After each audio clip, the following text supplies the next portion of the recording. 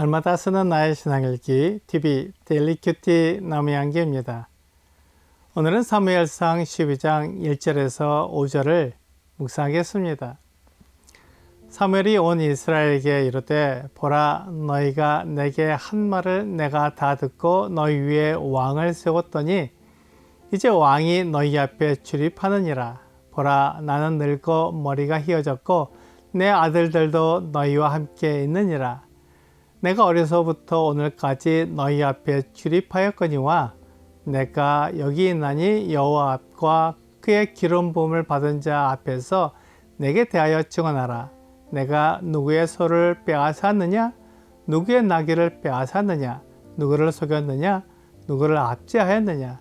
내 눈을 흐리게 하는 뇌물을 누구의 손에서 받았느냐?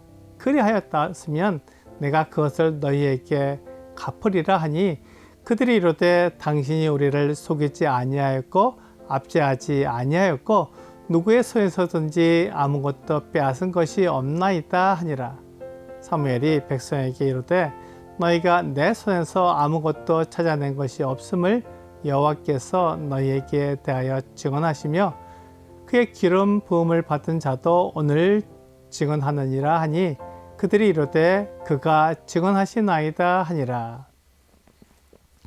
사무엘은 이스라엘 백성들에게 그가 사사의 일을 잘못했는지 그가 부족해서 왕을 세웠는지 말해달라고 했습니다. 그는 이제 나이가 늙어 머리가 휘어졌습니다. 사무엘이 아무리 훌륭한 지도자라고 해도 그는 사람이었습니다. 그래서 나이가 들고 시간이 지나면 이 세상을 떠나야 했습니다. 사람은 불완전하고 한계를 가지고 있습니다. 그렇기에 사람이 아닌 하나님께서 다스려야 합니다. 사무엘은 그것을 이스라엘 백성들에게 말해주고 싶었습니다. 하지만 이스라엘 백성들은 하나님보다는 그들 위에 왕이 있기를 원했습니다. 하나님은 보이지 않는 분이지만 왕은 보이고 만질 수 있기에 왕을 더 요구했던 것입니다. 그것이 사람의 연약함입니다. 왕이 그들 위에 있게 되면 포악하게 될 수도 있고 그들을 잘못된 길로 이끌어 갈 수도 있는데 그것을 생각하지 못하고 보이지 않는 하나님을 섬기는 것을 불안하게 생각했습니다. 사실은 하나님이 불안한 것이 아니라 백성들의 삶이 불안했습니다. 하나님은 말씀하신 대로 이루시기에 하나님의 말씀을 따라 행하면 아무 문제가 없습니다. 하지만 사람은 하나님의 말씀대로 하지 못하기에 불안한 것입니다. 하나님은 이러한 불안함을 해소하기 위해 그들을 용서하시는 속죄의 법을 마련해 주셨습니다.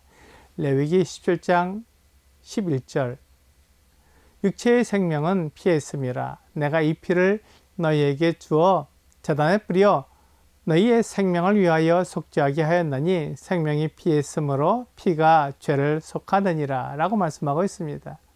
그렇지만 이스라엘 백성들은 이 속죄의 법이 불완전하다는 것을 알고 있었습니다. 하나님께서 속죄의 법을 정해 주셨지만 짐승 제물로는 불완전하고 하나님이 보내주실 구원자가 완전히 이루어 주실 것입니다.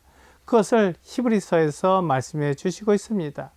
히브리서 10장 11절부터 14절은 제사장마다 매일 서서 섬기며 자주 같은 제사를 드리되 이 제사는 언제나 죄를 얻게 하지 못하거니와 오직 그리스도는 죄를 위하여 한 영원한 제사를 드리시고 하나님 우편에 앉으사 그 후에 자기 원수들을 자기 발등상이 되게 하실 때까지 기다리시다니 그가 거룩하게 된 자들을 한 번의 제사로 영원히 온전하게 하셨느니라 라고 말씀하고 있습니다. 이것이 하나님의 계획입니다. 하나님은 사람을 사랑하셔서 모든 죄를 용서하시고 하나님과 함께 살 수 있기를 원하셨습니다. 그 일을 하나님의 아들 예수 그리스도께서 이루어 주셨습니다. 사람은 그 일을 이룰 수 없지만 하나님께서는 그 일을 이루어 주실 수 있습니다. 이것이 사람과 하나님의 차이입니다. 이스라엘 백성들은 그 하나님을 믿지 못하고 왕을 세워달라고 말한 것입니다.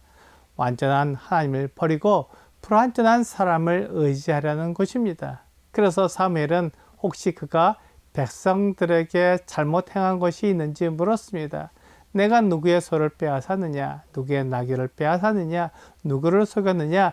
누구를 압제하였느냐? 내 눈을 흐리게 하는 뇌물을 누구의 손에서 받았느냐? 그리하였으면 내가 그것을 너희에게 갚으리라고 말했습니다.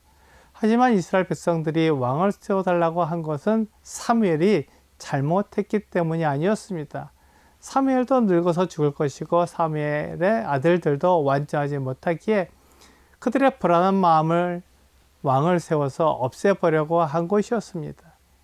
이스라엘 백성들은 사무엘에게 당신이 우리를 속이지 아니하였고 압제하지도 아니하였고 누구의 손에서든지 아무것도 빼앗은 것이 없다고 말했습니다. 실제로 사무엘은 백성을 위해서 하나님 앞에서 일한 사람이었습니다. 하지만 이스라엘 백성들은 욕심 때문에 왕을 구한 것입니다. 그들이 다른 나라를 볼 때 왕이 있어서 일사불란하게 움직이며 전쟁을 하는데 어려움이 없어 보였습니다. 이스라엘 백성들에게 그것이 중요했습니다. 주변 나라들로부터 안전하게 생활하는 게 중요하기에 보이지 않는 하나님보다 보이는 왕을 세워달라고 한 것입니다. 사무엘은 이스라엘 백성들이 그의 잘못이나 허물 때문에 왕을 세워달라고 하는 것이 아니라는 것을 확인하고는 그에 대해 하나님과 하나님의 기름 부음을 받은 왕도 증언한다고 말했습니다. 결국 이스라엘 백성들이 왕을 요구하는 것은 그들의 욕심 때문입니다. 하나님께서 이스라엘을 택하실 때 그들이 주변 나라들과 달리 하나님의 말씀을 지키는 것으로 하나님의 영광을 나타내기 원하셨습니다. 하나님께서 계시며 심판하신 분이라는 것을 이스라엘뿐만 아니라 주변의 여러 나라에 분명히 드러내기를 원하셨습니다. 하지만 이스라엘은 주변 나라와 다르게 생활하는 것을 불안하게 생각했습니다. 그들은 오히려 주변 나라와 같기를 원했습니다. 왕을 세워서 하나님이 아닌 사람을 의지하려고 했습니다. 그래서 사무엘을 버리고 하나님을 버린 것입니다. 사무엘은 백성들의 이런 요구에 슬퍼하며 힘들어했고 하나님도 백성들이 그들을 부르신 목적을 잃어버리고 이 세상에서 안전하게 사는 것에만 관심을 가지는 것에 슬퍼하셨습니다. 사람은 하나님이 부르신 목적에 맞게 살아야 하나님을 기쁘시게 할 수 있습니다. 오늘의 적용 질문을 보겠습니다. 내 욕심으로 하나님께 구하는 것이 있다면 하나님은 슬퍼하실 것입니다. 욕심이 아니라 하나님의 뜻에 맞는 것을 구하려면 어떻게 해야 합니까? 내가 하나님의 뜻에 맞게 살려면 하나님이 나를 지으신 목적을 따라 살아야 합니다. 하나님은 나를 심판하시려는 것이 아니라 사랑하시고 내 죄를 용서하셔서 하나님과 함께 살기를 원하십니다. 나를 지으신 목적인 하나님의 영광을 위해 살 수 있도록 구하는 것이 필요합니다. 오늘 이 세상이 가르쳐주는 대로 사는 것이 아니라 하나님께서 나를 지으신 목적을 따라 사는 여러분과 제가 되기를 주 예수님의 이름으로 기도합니다.